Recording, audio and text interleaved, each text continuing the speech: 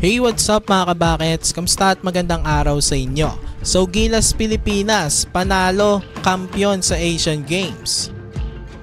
Nakuha nga ng Gilas Pilipinas ang minimithing gold medal sa Asian Games matapos bawian ng tumalo sa kanila na Jordan sa gold medal match.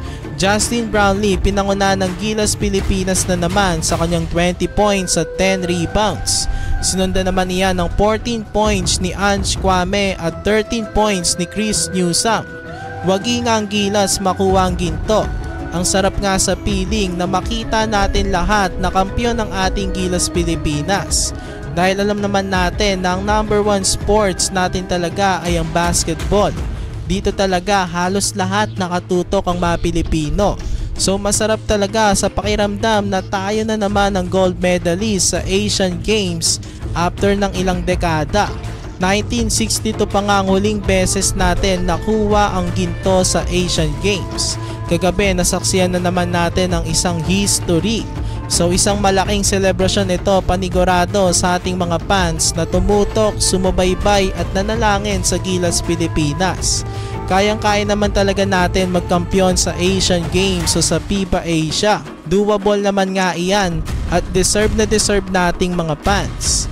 After natin ma-disappoint nitong World Cup, at least nakabawi naman na tayo ngayon at nakuha nga ang ginto sa Asian Games.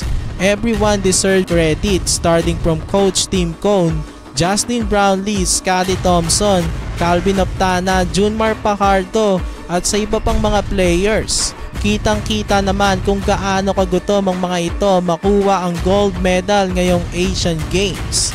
Ang sarap talaga maging isang fan ngayon ng Gilas Pilipinas. Bago nga magsimula ang Asian Games, marami ang nawawalan na agad ng pag-asa ng una dahil marami ngang nawala na key players sa ating Gilas. Hindi nga nakasama ang iba pa nating elite players na gaya nila Terence Romeo, Calvin Abueva at Jason Perkins. Pero we still got it done. Justin Brownlee proving na he deserves to be our naturalized player too. Hindi talaga makakalimutan yung ginawa niya sa China.